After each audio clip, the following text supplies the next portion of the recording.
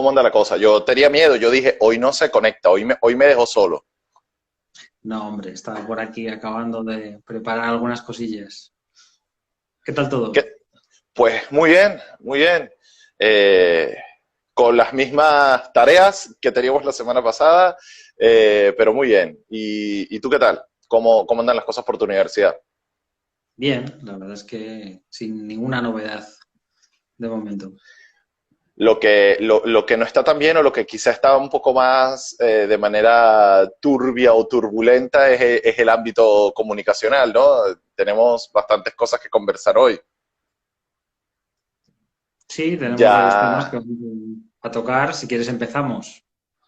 por supuesto, de todas maneras, bueno, como estaba introduciendo anteriormente en el live, recuerden que este es un espacio en el cual participamos José María Herranz de la Casa, de la Universidad de Castilla-La Mancha, de la Facultad de Comunicación de esa casa de estudios, y por mi parte, Pavel Sidorenko, el grado de Publicidad de la Facultad de Comunicación de la Universidad Francisco de Vitoria de Madrid, un espacio que, como anticipaba y como hemos dicho en otros momentos, si bien está concebido para hacer un refuerzo de los temas que tratamos con nuestros alumnos, también queremos que se convierta en un espacio de reflexión y un espacio de difusión de determinados temas a personas de cualquier ámbito. Así que bienvenidos a este espacio, a este humilde espacio de, de reflexión. Bueno, tenemos varios temas, no sé si quieres que comentemos al respecto. Sí, si quieres empezamos con hablando un poco de comunicación institucional. Esta semana, bueno, la semana pasada, el gobierno ha lanzado una campaña que se llama Salimos más fuertes, que ha aparecido en las portadas de los principales periódicos de España y que se está Uh difundiendo a -huh. través de las distintas televisiones y radios y que también ha causado cierta cierta controversia, ¿no? La semana pasada comentábamos la campaña que había hecho el Véneto en Italia, el La región departamento del del Véneto, Véneto. efectivamente, donde de alguna manera, en una campaña de atención, no tanto de miedo, ¿no? O intentando hacer que las personas tuvieran miedo, ¿no? Pero sí llamando la atención sobre que efectivamente vamos a desescalarnos, pero cuidado, porque si esto Exacto. se desboca, al final podemos acabar otra vez yendo hacia atrás, ¿no? Efectivamente. Esta campaña, a diferencia de la que ha hecho el gobierno de España, de salimos más fuertes, pues habla más con un tono más positivo. Un Uh tono -huh. más positivo, es decir, es la hora, estamos desescalando.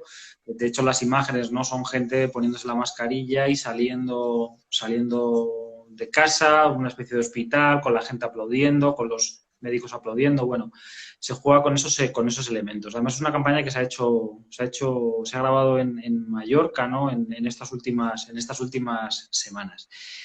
Y el tema es cómo se puede llegar a hablar de que salimos más fuerte con más de 27.000 muertos, con muchísimos contagiados, con muchísima pérdida de trabajo, ¿no? Exacto. Y frente a ese mensaje, ¿no?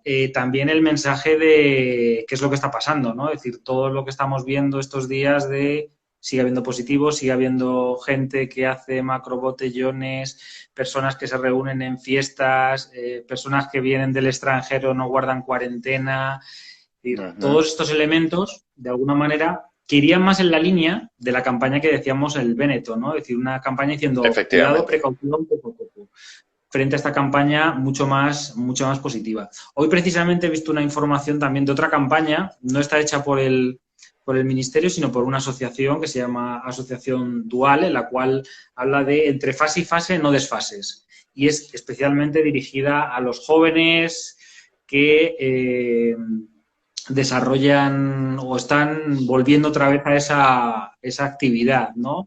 De reunirse, de estar juntos, de hacer un botellón, pero siempre y cuando se cumpla con los espacios, ¿no? Entonces, es una campaña en la que sale un actor, Dani Muriel, lo tengo por aquí, hablando directamente. Es decir, es una campaña que se ha grabado muy fácilmente.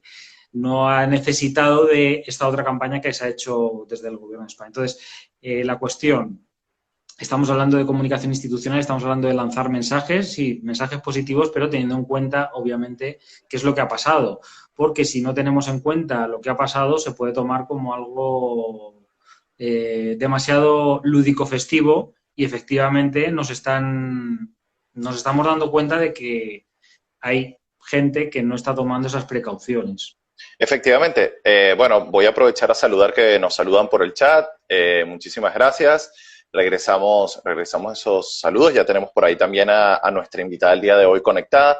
Efectivamente, lo que comentas además, en la primera edición de este espacio decíamos que había una distorsión de la publicidad de algunas marcas, de algunas empresas con lo que estaba pasando en la calle cuando comienza el tema del confinamiento y las cuarentenas. Bueno, porque había pautas publicitarias contratadas. Entonces, mientras había ERTES, mientras había negocios cerrados, seguías anunciando unas ofertas y unos productos que no había posibilidad de acceder a ellos.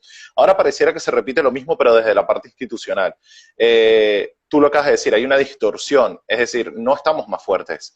Hemos salido, sí, estamos saliendo, pero hemos salido más debilitados. Tenemos una economía que nuevamente está en una suerte de sobre un castillo de naipes. Tenemos gente que ha perdido sus negocios, gente que ha necesitado auxilios, gente que, bueno, está ahorita ante una incertidumbre muy grande. Se habla de colas de personas para pedir comida en algunas capitales, como por ejemplo el caso de Madrid. Es decir, no estamos más fuertes. Y yo creo que no podríamos pecar de insolentes, que efectivamente es lo que tú has dicho. Vemos gente reuniéndose en espacios públicos sin la debida responsabilidad. Yo he sido testigo en bares aquí en la ciudad de Valencia, donde la gente pareciera pensar que ya no existe ningún tipo de riesgo. Y todo lo contrario, se siguen dando contagios. Efectivamente, ahora hay un ritmo más lento, porque también el confinamiento lo que buscaba era eso. Lo que buscaba era bajar, evidentemente, que ante los contagios, bueno, ahora se hacen de manera más escalonada, más lenta, la gente se puede ir tratando ya no de golpe como nos pasó al inicio, pero el riesgo no ha pasado en absoluto. Y lo conversamos justamente en la edición anterior. El mensaje que hay que reforzar es que no nos podemos relajar, porque si nos relajamos, corremos el riesgo de caer en un nuevo escenario de confinamiento quizá peor, en un nuevo escenario de contagio quizá peor. Entonces, en este sentido, ¿de quién es la culpa? Aquí también habría que pensarlo. El gobierno tiene asesores de imagen, el gobierno tiene agente especialista en comunicación, en publicidad, que los asiste, ¿Por qué? Es decir, ¿qué se está pretendiendo? ¿Porque viene el verano? ¿Porque tenemos que reactivar a juro algunos comercios y no importa el riesgo? Se puede hacer, pero se puede hacer con la debida atención y con la responsabilidad correspondiente. Es mi apreciación. Pero hay un hecho aquí factible que es este, o sea, es muy distante las dos realidades y no dejan de ser las dos comunicación y publicidad institucional. Sí, no, es el planteamiento de decir cómo tiene que ser el mensaje institucional. Institucional, ahora mismo esta campaña es gubernamental, pero de la misma manera otras campañas que se pueden hacer a nivel regional, a nivel local incluso, es decir, cuál es el mensaje que tenemos que dar a los ciudadanos para decirles, bueno, todavía hay mucho que andar, hay que hacerlo poco a poco. Yo creo que hay que seguir lanzando mensajes positivos. Hoy, por ejemplo, se decidía que el Festival de Teatro Clásico de Almagro se iba a celebrar en una versión mucho más pequeñita, con menos actuaciones, con el distanciamiento físico de las personas en las actuaciones, en espacios abiertos. Es decir, al final tenemos que volver a esa normalidad o esa nueva normalidad o seguir haciendo las cosas que se venían haciendo, pero con las precauciones debidas, ¿no? Y eso es lo que nos va a permitir que poco a poco nos sintamos que estamos volviendo, ¿no?, a esa realidad. Y en ese sentido, pues yo hablaba de este tema porque yo creo que hay que ponerlo sobre la mesa y hay que también fijarse en lo que se está haciendo alrededor para ver cuál es el mensaje que tenemos que lanzar a los ciudadanos. Hablando de personas irresponsables, estos días que hemos estado saliendo, pues lo mismo. Es decir, estamos hablando de personas que salen a correr y van sin mascarilla. Personas que Efectivamente. van en bicicleta y van sin mascarilla. Si tienes que apartarte directamente tú porque tienen que pasar ellos. Es decir, y gente que también va por la calle y va sin mascarillas. Vamos Efectivamente, a ver me si los consigo todos conseguimos, los días. a ver si conseguimos esa concienciación. Yo creo que el mensaje tiene que ir por ahí. Es decir, concienciar a la gente de que estamos en un proceso de desescalada, estamos en un proceso que nos va a llevar a una realidad mucho mejor, pero si no tenemos cuidado podemos tener un problema, ¿no? Y eso yo creo que en el Véneto, ¿no? En la publicidad de la región del Véneto, yo creo que daba con esa clave. Yo creo que esta que se ha realizado en España no da tanto con esa clave. Frente a la otra campaña que se hizo a principios, no sé si la recuerdas, que era este virus Lo paramos lo, entre todos. lo paramos, lo pasamos unidos, lo paramos unidos, lo paramos unidos, era Eso, exactamente. lo paramos unido, exacto, Lo paramos exactamente. unidos, ¿no? Es una campaña en la cual vamos a unir fuerzas, vamos a aportar cada uno lo que podemos aportar y así de manera lo podemos superar. Yo creo que aquí no ha estado tan No. acertada el mensaje, sobre todo el mensaje que hay que lanzar a la población. Y es eso, o sea, es que no se puede abandonar el optimismo, pero tiene que ser un optimismo acompañado de cautela, tiene que ser un optimismo acompañado de advertencia, porque lamentablemente la situación no ha sido ni remotamente solventada y estamos un poco lejos. De hecho, hoy tuvimos reunión de universidad y bueno, se habla de arrancar con un modelo mixto, un modelo híbrido entre lo presencial y lo virtual, porque evidentemente la situación sigue siendo delicada, sigue siendo, entonces, bueno, hay que compaginar, hay un estado de contingencia y aunque venga el verano y eso implica vacaciones y eso implica ganas de divertirnos, pues evidentemente es un verano atípico, es una temporada de vacaciones atípica con una circunstancia muy concreta que nos obliga a ser muy prudentes. Pero esa prudencia tiene que ser evidentemente, y tú lo acabas de señalar, compromiso de todos. Entonces, bueno, si no existe desde la colectividad o hay sectores de la colectividad que no respetan, pues ese mensaje se tiene que reforzar desde las instituciones. Muy bien. Si quieres, entonces, ya que tenemos a nuestra invitada por acá, le damos pase a ella y luego tú y yo seguimos con la conversación. Muy bien, perfecto. Venga. Bueno, mi invitada del día de hoy es un gustazo tenerla por acá, es Nauri Escalona. Nauri en estos momentos es la recién estrenada gerente de proyectos de Save the Children en Venezuela, pero a su vez también es la fundadora del Observatorio de Políticas, de Servicios y Políticas Públicas, que está llevando además un proyecto increíble ahora en Venezuela que se llama En Educación Juntos Somos Más. Y Nauri, bienvenida. Hola, hola, bueno, hola a todos y a todas. Muchísimas Qué gracias por la gustazo, invitación. qué gustazo tenerte por acá. Te estaba introduciendo brevemente, estaba diciendo que, bueno, efectivamente te acabas de estrenar como gerente de proyectos de Save the Children, pero que a la vez eres fundadora del Observatorio de Servicios y Políticas Públicas. Así es, bueno, Lo he dicho muchísimas bien, gracias. ¿verdad? Sí, sí, sí, muchísimas gracias por esa super presentación, de verdad. Feliz de estar Y aquí contigo. no, iba a decir, y este observatorio tiene un proyecto brutal que se enfoca ahora en poder proporcionar instrumentos y elementos educativos a sectores sociales vulnerables. Ujú, correcto. Bueno, esta fue una iniciativa que se ha llevado todo nuestro corazón. Surgió en el marco de la suspensión de actividades para prevenir todo el tema de la propagación de la pandemia en Venezuela. Sí, De hecho, surgió en una conversación de WhatsApp con compañeros del colegio, porque bueno, hay varias mamás ahí que estaban preocupadas por todo esto, que iba a pasar, que los niños iban a perder sus contenidos pedagógicos, que no sabían muy bien qué hacer. Entonces, bueno, como tuve la oportunidad de ser directora de educación en la alcaldía de Sucre, acá en Venezuela, pues es algo que me toca en lo más profundo de mi corazón. Así que dijimos, bueno, vamos a ponernos de acuerdo, a ver quién se anima y hacemos algún proyecto para ayudar a la gente y tal. Y empezamos a hablar, todo empezó entre amigos, entre compañeros, entre conocidos, y poco a poco pues fuimos dándole como una estructura, la idea que queríamos hacer, que era básicamente realizar unos manuales de nivelación Ujú. pedagógica en lectura, escritura y operaciones matemáticas básicas, que es como el centro digamos, el foco que queríamos atender, un poco para apoyar a los niños en esta situación, a los docentes, porque además hay una particularidad en Venezuela, y es que mientras en el mundo se está desarrollando y se está implementando desde hace muchos años la educación en línea, pues en Venezuela resulta un reto titánico, porque acá el tema de la conectividad es un problema muy grave.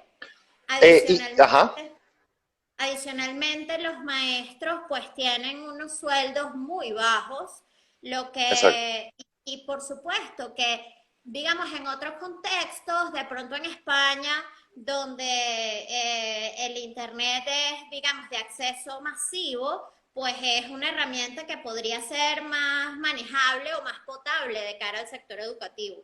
Pero en Venezuela, definitivamente, haber tomado la decisión de terminar el año escolar bajo la figura de la escuela en línea, implica trasladar los costos de la educación a las familias y a los maestros. Entonces ellos tendrían, en efecto, tuvieron que hacerlo, disponer de sus recursos propios para Claro. poder conectarse a Internet. Estamos hablando de un grupo de educadores que muchos de ellos incluso no tienen un teléfono inteligente. Eh, los megas, pues es carísimo, por supuesto Sí, que... para contextualizar un poco, de hecho, además, los sectores a los que va dirigido son lugares que geográficamente no tienen electricidad, no tienen servicios básicos y, por tanto, menos tienen ese tipo de conexión. Pero quería preguntarte, y sobre eso que estás comentando, ¿cómo logra una ONG, cómo logra un proyecto y cómo logra el observatorio empezar a comunicar, empezar a transmitir este tipo de iniciativas en el marco de un escenario tan difícil como el que describes? Bueno, los retos son múltiples. En primer lugar, para cualquier organización no gubernamental o de la sociedad civil, es importantísimo tener los objetivos claros. Es decir, tenemos que saber qué es lo que vamos a comunicar. Y para comunicar tenemos que saber qué es lo que vamos a hacer, cómo lo vamos a hacer, tener clarísimo cuáles son cada uno de los proyectos y las iniciativas que vamos a impulsar. Uh -huh. Además, seleccionar muy bien la pertinencia a los proyectos. En este caso, por ejemplo, en el proyecto nuestro que se llama En Educación Juntos Somos Más, la idea es atender o responder a la emergencia que se creó de cara al COVID-19. Entonces es muy importante que todas las organizaciones focalicen sus esfuerzos, en el caso de las que tienen ya proyectos andando desde hace mucho tiempo, pues todas se han visto en la necesidad de ajustar incluso no solo sus líneas de comunicación, ajustar sus proyectos, ajustar sus presupuestos, bueno, porque ahora nos toca operar en unas condiciones totalmente diferentes. Ya no podemos comunicarnos cara a cara, tenemos que, digamos, apropiarnos de las herramientas tecnológicas, realizar todo lo que tiene que ver con estrategias comunicacionales más diversas, pero sobre todo pertinentes. ¿Ok? Y eso Ajá. es un reto en sí mismo. Otras cosas importantísimas en términos de credibilidad para las organizaciones tiene que ver con la transparencia en el manejo de los resultados, en el manejo incluso de los fondos destinados a cada uno de los proyectos. Eso es un reto importantísimo y que las ONGs tienen, por supuesto, una larga trayectoria al momento de... Bueno, este es justamente uno de los problemas que existen en Venezuela, que es el tema de la conexión. Las conexiones. A ver, Nauris, ¿qué te perdimos? Ya te perdimos brevemente. Aló, ¿me escuchan? Ahora te escucho, pero no te veo, pero puedes continuar. Ahora. Bien, estamos en vivo, Recordemos que la plataforma en Venezuela aquí es un poco Sí, por complicada. eso, tranquila, Entonces, tranquila. les voy comentando. Otra cosa importante en términos de comunicación tiene que ser el tema del lenguaje inclusivo. Es decir, nosotros tenemos que seguir fortaleciendo la inclusión, tenemos que entender que no todos nos comunicamos de la misma manera y por los mismos canales, que no todos tenemos las mismas vías y el mismo acceso a las tecnologías, y eso también es un reto importante. España tiene En este caso, ¿cómo lo atienden ustedes? Es decir, ustedes tienen unas redes sociales, pero justamente me estás diciendo que hay que ser inclusivo. Aparte correcto. de eso, ¿cómo refuerzan ustedes este proceso de comunicación? Bueno, nosotros tenemos además la gran bendición de tener unos aliados institucionales maravillosos. Tú eres uno de ellos, así que aprovecho la oportunidad de agradecerte porque eres especialista en el área de comunicación y por supuesto para nosotros ha sido un valor agregado tenerte como voluntario en esta iniciativa porque justamente nos dan luces sobre cuáles son esos mecanismos que podemos ir utilizando y que hasta el momento desde la organización no habíamos implementado. Por ejemplo, la idea del podcast me parece súper genial. Nosotros como organización no lo teníamos y bueno, justamente la sesión de hoy va a difundirse por esa vía. Y eso, bueno, nos encanta y te apoyamos muchísimo en esa idea. También tenemos... Y sobre el terreno? No, digo sobre el terreno, sobre el terreno, ¿qué tipo de estrategias implementan? Sí, bueno, justamente estamos desarrollando algunas estrategias importantes con alianzas institucionales. Por ejemplo, firmamos ya una alianza con la alcaldía del municipio Atillo, aquí en Caracas, y con los comedores de Alimenta la Solidaridad en Petare, justamente para poder llegar de manera presencial a los niños de más escasos recursos, porque ellos no tienen acceso a Internet, ellos no tienen acceso a conectarse en una página web y descargar el manual, que también lo vamos a colgar en nuestras redes sociales y en nuestra página del observatorio. Y la idea es, por supuesto, utilizar estrategias diversas. Una de ellas es, por supuesto, la difusión digital, pero otra es la difusión Efectivamente. en físico para todos aquellos niños que evidentemente no tienen la posibilidad de conectarse a internet, de descargar un archivo o de trabajar en digital con una computadora en casa. Entonces la idea es poder gestionar, en nuestro caso estamos postulándonos a la convocatoria PISCA de la Embajada de Francia para que nos ayuden a imprimir manuales para estos niños en situación de vulnerabilidad de 18 comedores del municipio y de las escuelas rurales de la alcaldía de Latillo. Fenomenal, fenomenal. Justamente, bueno, ya comentaste que uno de los refuerzos, en el refuerzo digital estoy colaborando. Pero una de las ideas justamente que teníamos es que además a los propios docentes, que también van a ser voceros, gente que está ligada al ámbito educativo, tenga también a través de los canales digitales del proyecto y del observatorio, información que los mantenga actualizados. Es decir, la idea es atacar, entiendo, ambos escenarios, que los docentes y que la gente que está de alguna manera destinada a transmitir el mensaje educativo también se mantenga actualizado y por el otro poder proporcionar a los chicos materiales que permitan reforzar y complementar la formación que, bueno, en estos momentos entendemos que es bastante accidentada, ¿no?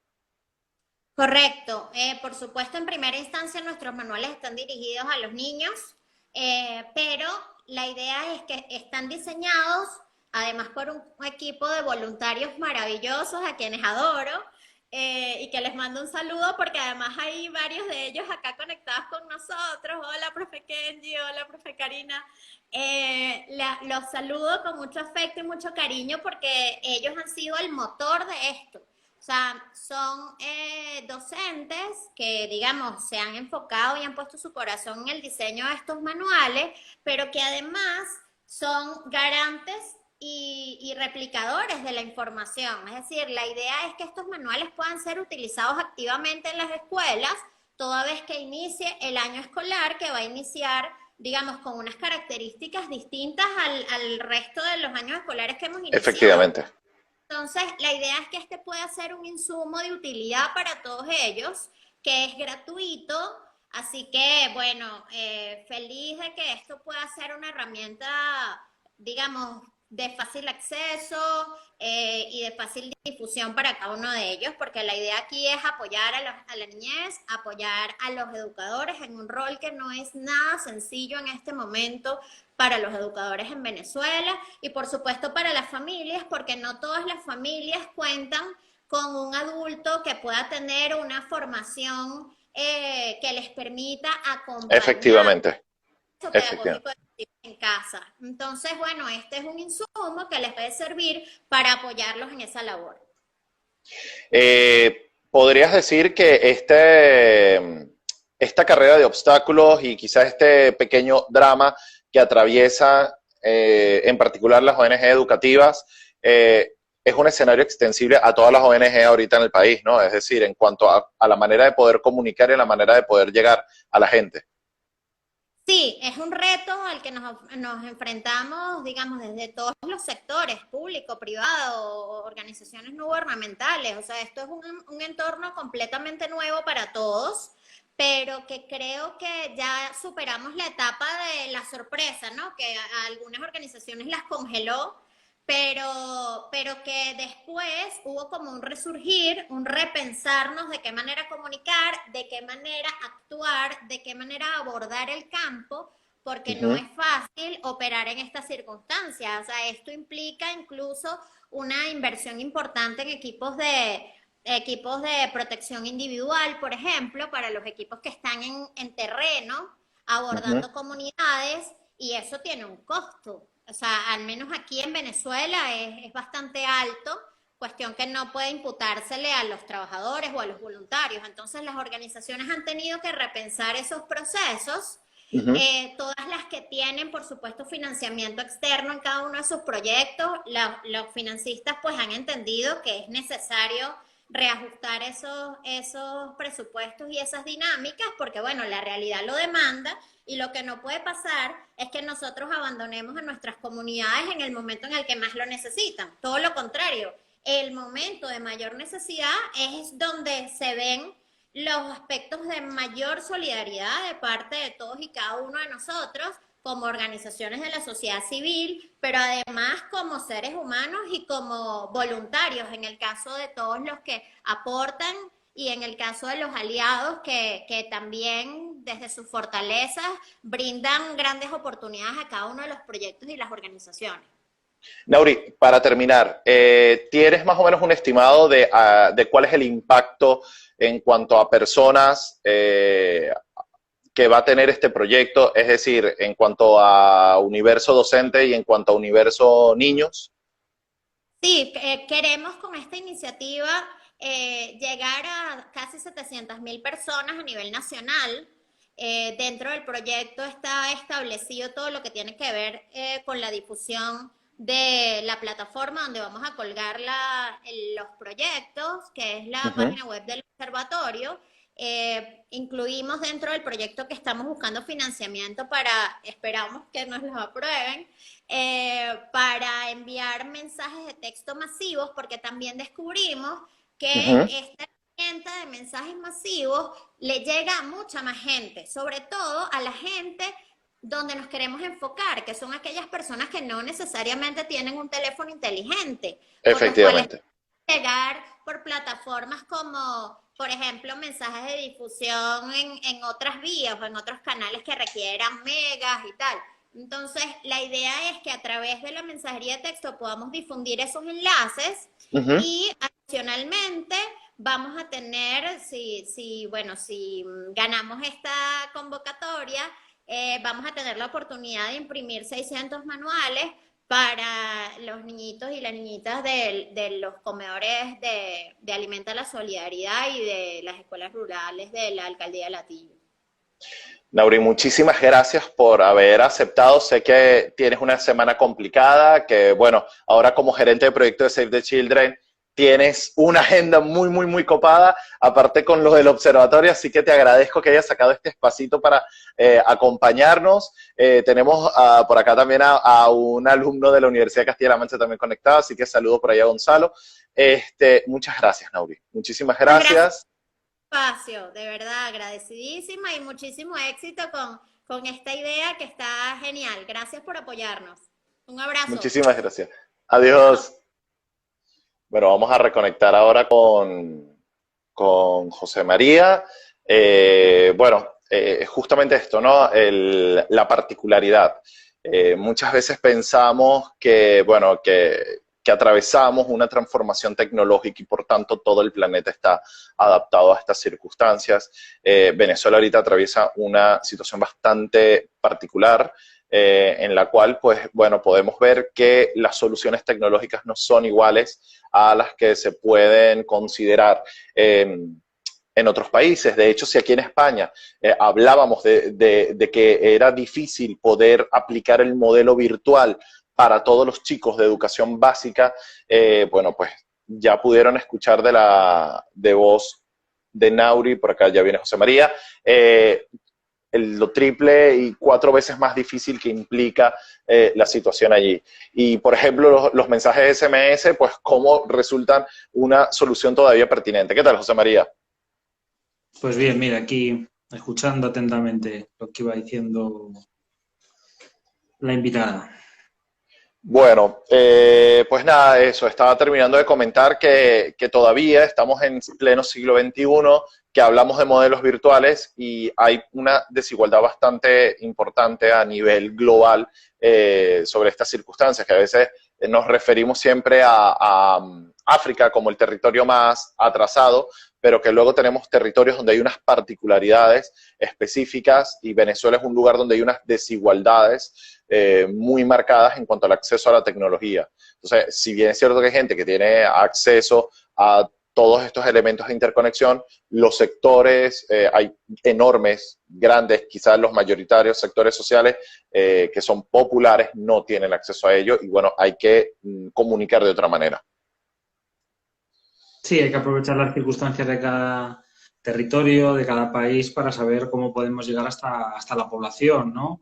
Eso ya lo hemos comentado en varias ocasiones. Es decir, hay veces que no es tan importante tener una red 5G si realmente el canal que vas a utilizar es un canal más analógico, es un canal que utiliza otras herramientas mucho más accesibles para el público. Efectivamente. Bueno, para después de la entrevista teníamos considerado otro punto a conversar que, bueno, está en la agenda actual de todos los medios, está en las redes sociales, es el tema del que todo el mundo habla. Ayer tuvimos el Blackout Tuesday, un hashtag que se hizo trending topic a nivel mundial, sobre todo a través de Instagram, y es sobre el tema de los discursos de odio, ¿no? Sí, el Black Lives Matter, ¿no? Es decir, estamos no solo en Estados Unidos, yo creo que Estados Unidos ha sido el gran detonante y no es la primera vez que ocurre, ¿no? No. Pero sí que estamos ante unas circunstancias de crispación añadidas al estado en el cual estamos con el COVID, ¿no? Y ese discurso del odio, que además no favorece en nada que venga desde la parte más política, ¿no? En Estados Unidos, en este caso, por parte de Donald Trump, ¿no? Y el uso de los canales que está utilizando, como sabemos, es muy tuitero, ¿no? Pues utilizar sí. Como Twitter para lanzar esos mensajes de odio que la propia red, ¿no? Los ha calificado así, que ha encrespado mucho más al propio presidente, es decir, como si fuera la red fuera un lugar sin ley, ¿no? Y se puede hacer cualquier cosa, pues ha puesto sobre la mesa otra vez este gran debate. De hecho, estos días leía que, aunque Twitter no es uno de los grandes protagonistas en Internet ahora mismo, pero sí que está en Facebook y está Google, de cara también a las elecciones de noviembre.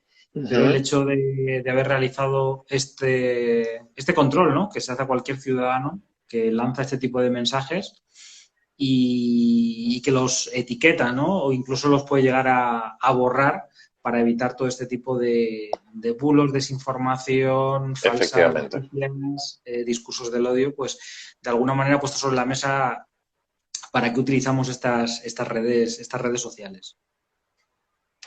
Quizás yo creo que lo más delicado, porque sí es cierto que Trump desde su primera campaña, ¿no? Ni siquiera vamos a decir desde cuando llegó a la presidencia, desde su primera campaña se convirtió en una fábrica de desinformación y de bulos y tuiteaba de una manera bastante ligera e inclusive irresponsable. Creo que en el punto en el que nos encontramos ahorita también la manipulación desde estas propias plataformas sociales y digitales se extiende a cualquier actor político. Hago mención a esto, por ejemplo, porque el otro día veía con atención un tuit de esta chica Ocasio-Cortez, que ha sido muy famosa por ser muy joven, por llegar a una edad muy joven al Congreso de los Estados Unidos. Y sabemos que ella es de quizá el ala más, una ala más activa dentro del Partido Demócrata, lo cual también la ha hecho objetivo de los republicanos. Sin embargo, esta chica tomaba unos videos que no fueron tomados por ella. Ella lo que hacía era replicar unos videos que tomó la gente en un episodio muy lamentable en la ciudad de Nueva York, donde dos patrullas de policía se topan con una multitud.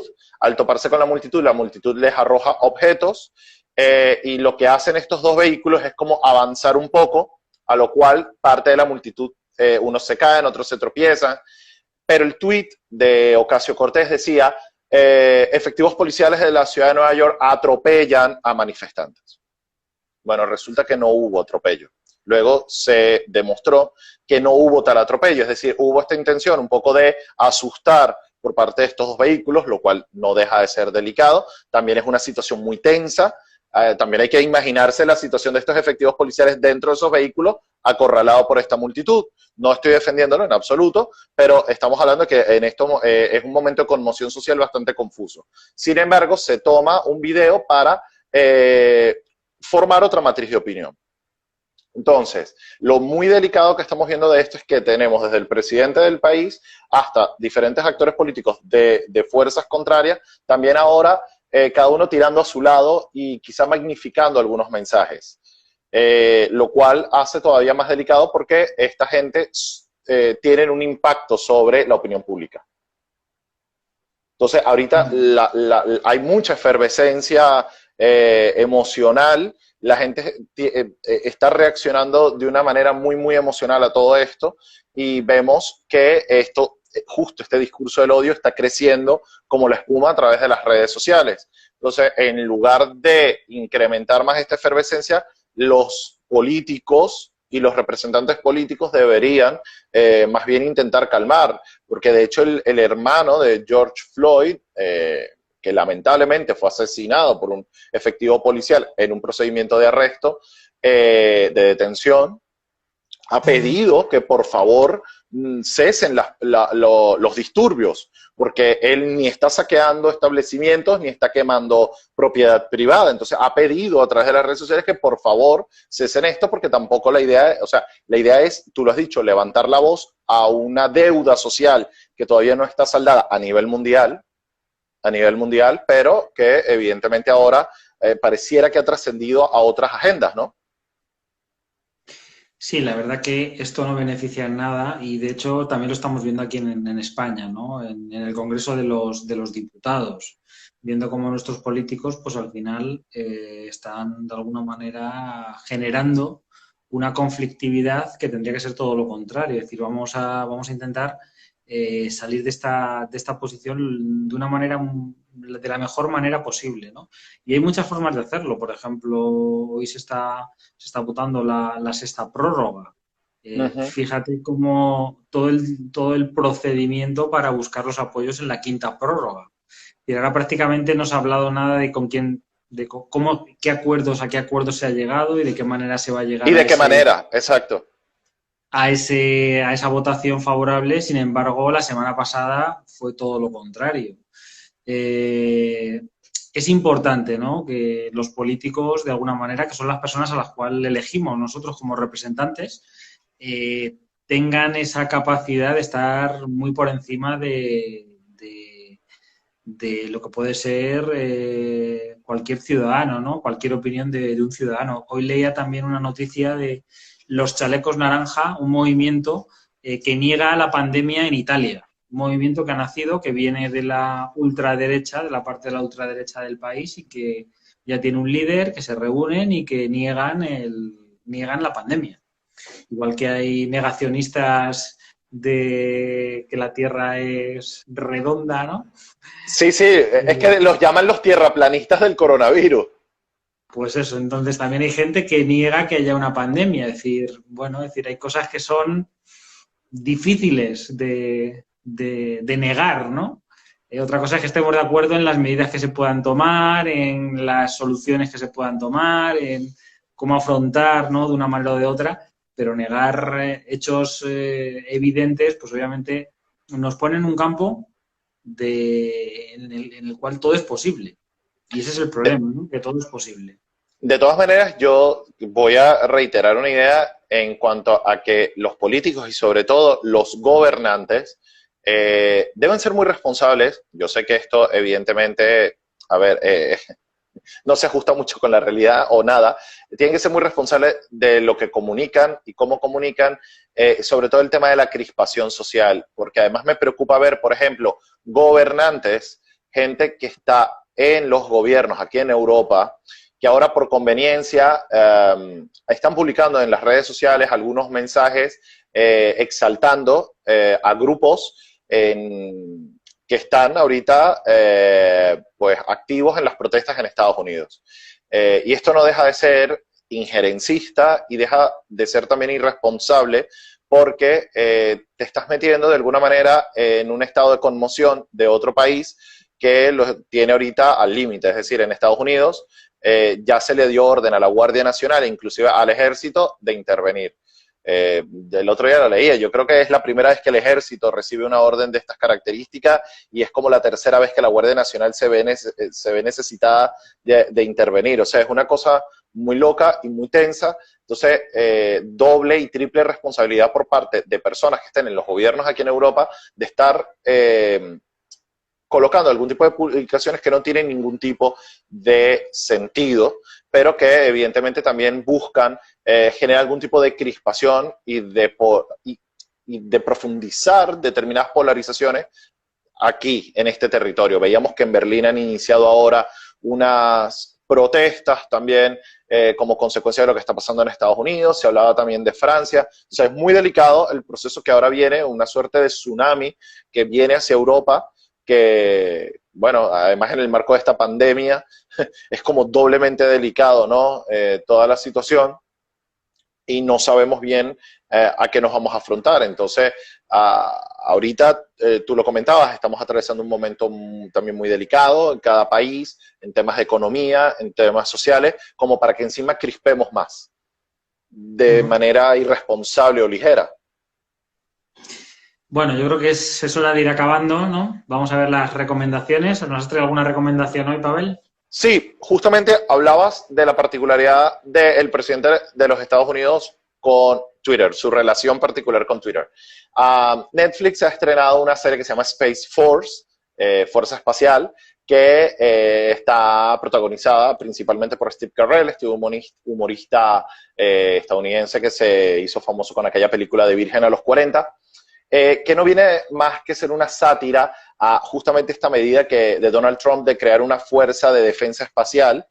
Y bueno, evidentemente capítulo tras capítulo se habla mucho sobre todo de la manera en que el gobierno estadounidense comunica.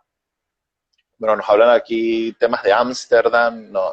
También el tema de las manifestaciones. Bueno, esta serie está muy bien, es mucho humor estadounidense, pero satiriza sobre todo el tema de la comunicación desde el gobierno de los Estados Unidos y sobre todo este fenómeno en particular de la creación de la Fuerza Espacial. Así que es una de las tendencias en Netflix, así que le recomiendo Space Force. Cuéntame tú. Yo voy a recomendar un podcast que se ha iniciado este mes, Ah, que se caramba. llama Comunicación Política. Está realizado por un compañero, antiguo compañero de la facultad, Francisco Seoane, Seoane. y que ha empezado este mes, como decías, miembro de ACOP, de la Asociación de Comunicadores sobre Comunicación Política. Comunicación política. Y lo ha iniciado con un primer episodio, ¿no? En el cual entrevista a un profesor que probablemente todos hayamos leído alguna cosa de él, Daniel Hallin, un profesor que ya analizó en su momento, en el año 2009, pues la cobertura que se hizo del coronavirus, del primer coronavirus que hubo, ¿no? El SARS. H1N1. Ah, no, el H1, Efectivamente. ajá. El H1N1, la gripe. La gripe. Entonces, hace una entrevista hablando de ese momento, ¿no? Y comparándolo con el momento actual. Y luego también tiene otros colaboradores y secciones que es muy recomendable, ¿no? Es un podcast que es mensual y que nos pone un poco al día de todo lo que son los puntos y elementos que se pueden tener en cuenta cuando hablamos de comunicación política. Fenomenal. Pues yo creo que podemos llegar hasta aquí. Agradecer a la gente que ha estado participando a través del chat, la gente que nos ha saludado por allá, la gente que se ha quedado con nosotros hasta ahora.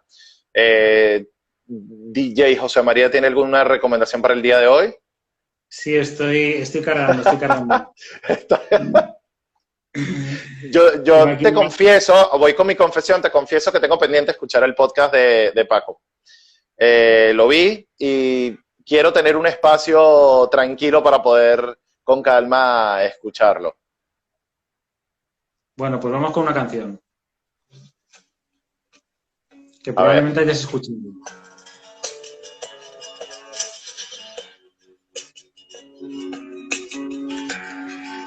Los abrazos prohibidos, en la que colaboran distintos cantantes y entre ellos... No lo había oído, no lo había oído.